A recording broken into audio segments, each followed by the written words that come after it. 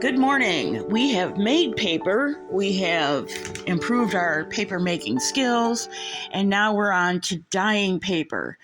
And the first attempt at dyeing paper used book pages as our base, and then I wanted to create some cream colored handmade paper.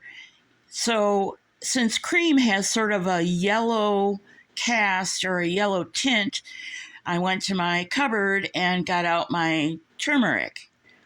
And the result was disappointing.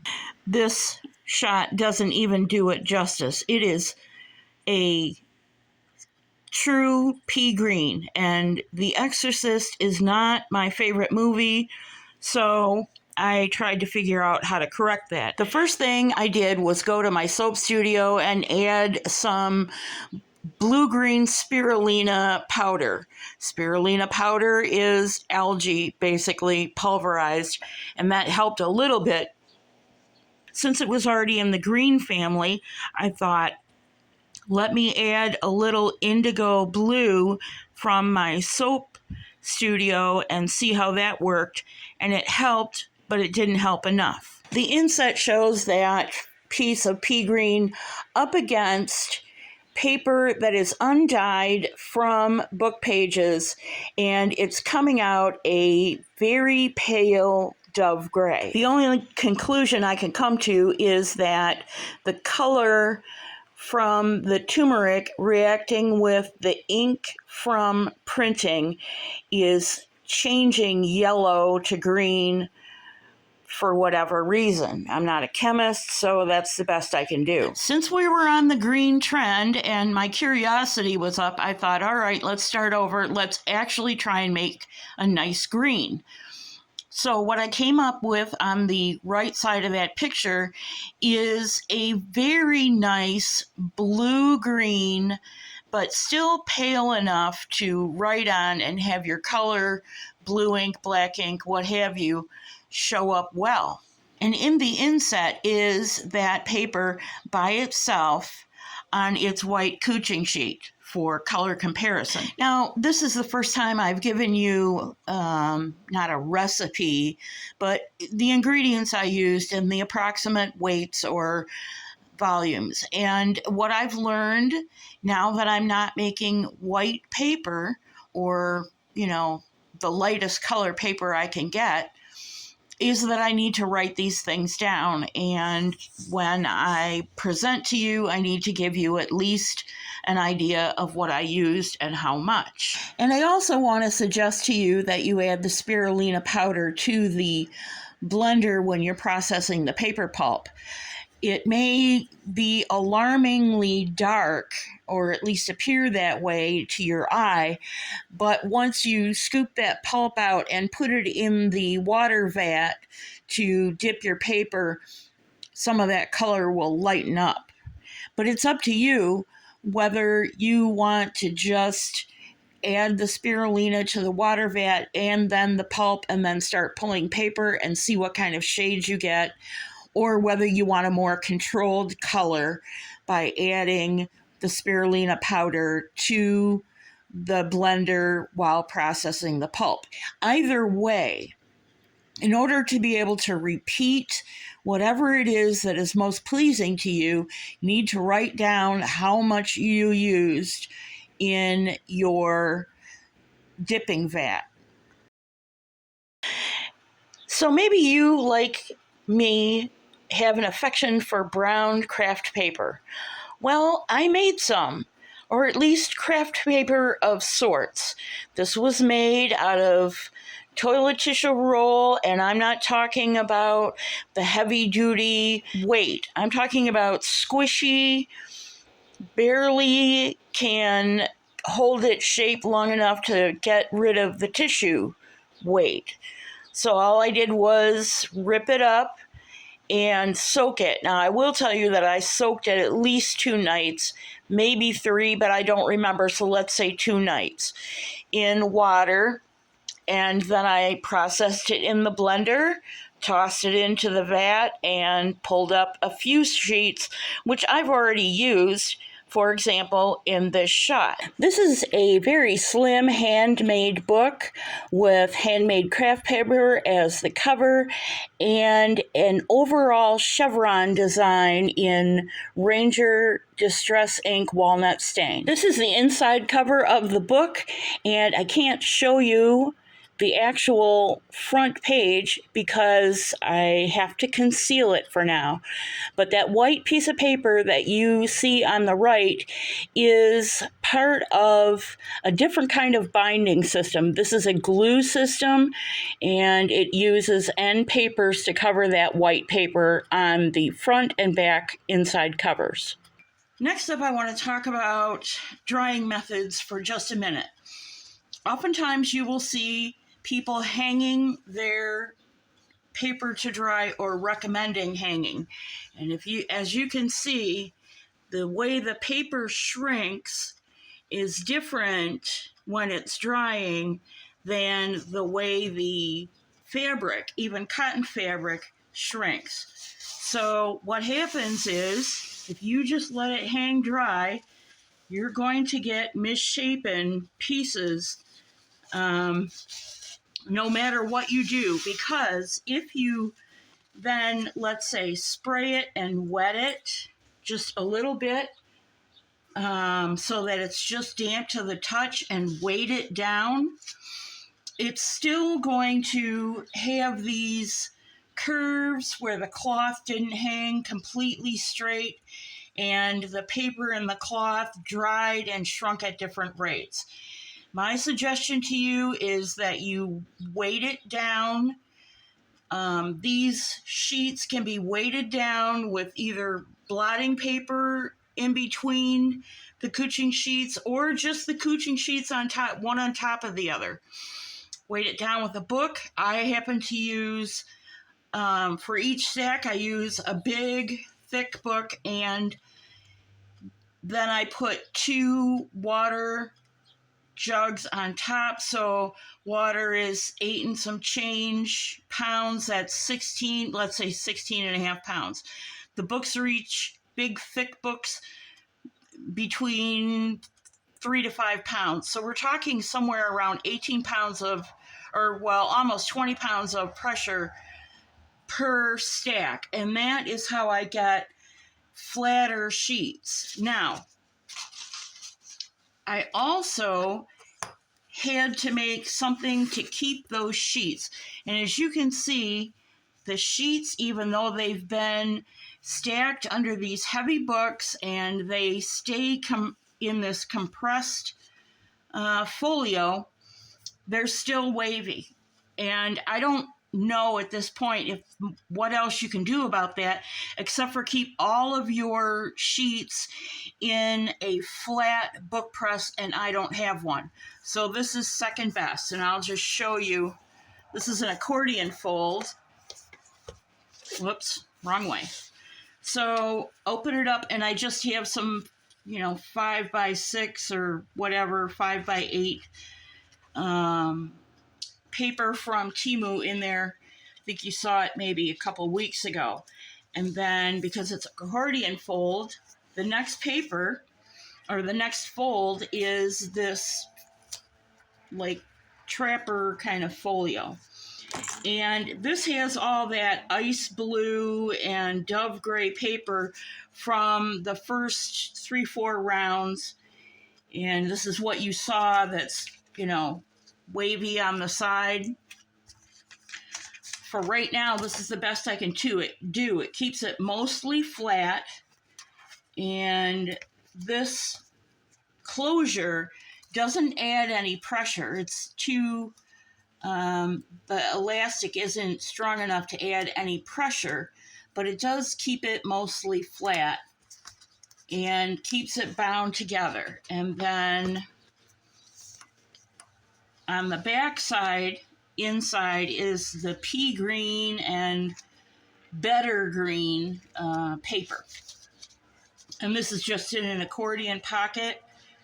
This is the back of that trapper. And it has a couple of pieces of nice lighter colored paper in it. And then I just bind the whole thing up with a big elastic hairband. And I only made this 2 weeks ago, maybe. I'm already growing out of it, as you can see.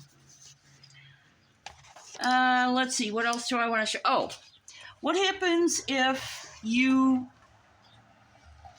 still have pulp left over, but you don't want to pull any sheets? Well, what I suggest you do is let the pulp settle, like you saw in the green shot. Let the pulp settle to the bottom of the vat. Carefully raise one end of the vat with, a book or something. It doesn't have to be more than an inch or an inch and a half thick. And that will cause all the water that's on top to migrate down to the lower end, and then you can, siphon it out or,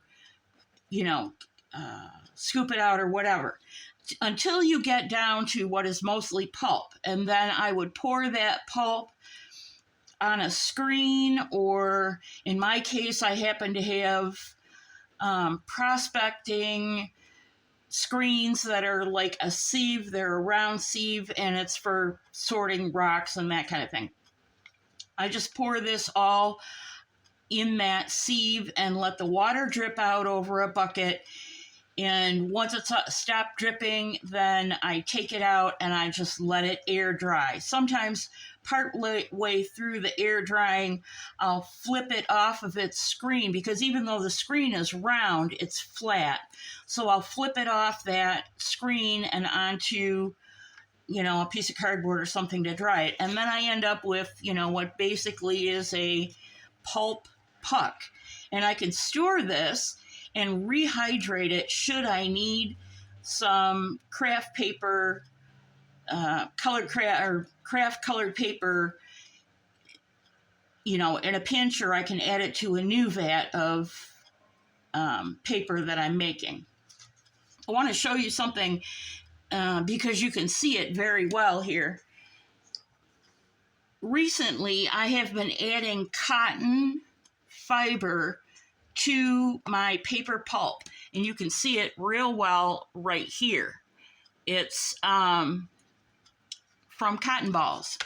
But I want to caution you about adding that to your paper. It makes a nice paper.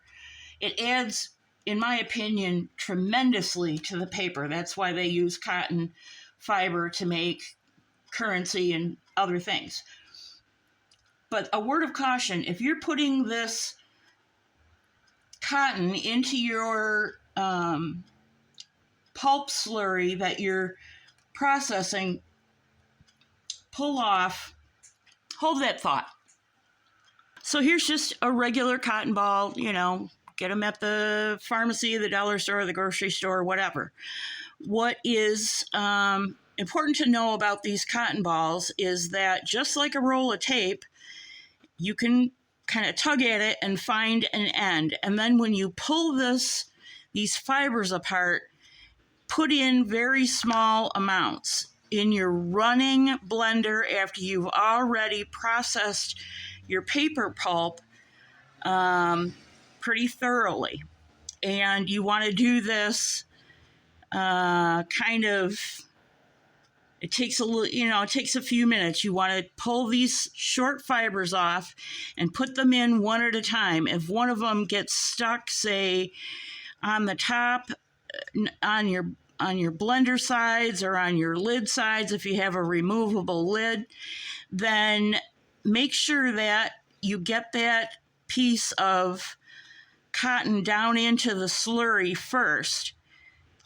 Don't just toss a whole cotton ball in, or don't unroll it and, put in big chunks like this. Because what will happen is these, even though they're very short fibers, which is good for paper making, they will wrap around your blade in your blender, and they will not actually get incorporated into the slurry. Now that, can happen anyway, no matter how careful you are. But if you start out by putting in small little bits like what I've just demonstrated, the chances of your fibers getting wrapped around your blades is much, much less. It'll incorporate it into your paper pulp much easier. And then when you go and dump your paper pulp into your paper vat and hog up which means stir up the paper slurry, the cotton fibers will be much better incorporated than if you just, tossed in a whole cotton ball or two and then found out that your blender is seized up. I don't put in more than 2 cotton balls at a time, usually only 1, because you don't want a lot of this cotton ball showing up like it did here in a big clump. You want it completely incorporated and almost invisible. What I did want to show you is out of one of the better pieces of the blue-green paper. Did I glue this in here? Please tell me I didn't. Anyway, I took one of those pieces of the blue-green paper and I cut it to 6 by 6 and used my envelope punch board to make a little envelope. I wanted to see, again, for my own, satisfaction, how well it would work. And it worked pretty well. This, a 6 by 6 sheet of any paper or cardstock will make an envelope that is just the perfect size for a gift card. And then I put a little scrap piece, because I actually cut this square. I put a scrap piece of the ragged paper and I intentionally incorporated these wrinkles from where the paper didn't dry completely flat, and then stuck a paper button on, and here we are. A little gift card envelope, which I think is very cute and would look very nice, in a gift box with a handmade journal or some other thing, that you give to somebody. So there you go. There is yet another use or another object made out of handmade paper. I think we better wrap it up here before we encounter another disaster. It's over 18 minutes and I'm trying to keep these down to 15 minutes apiece, but this new, paper making endeavor is taking up a lot of time so that you can see the development of skill sets and so forth.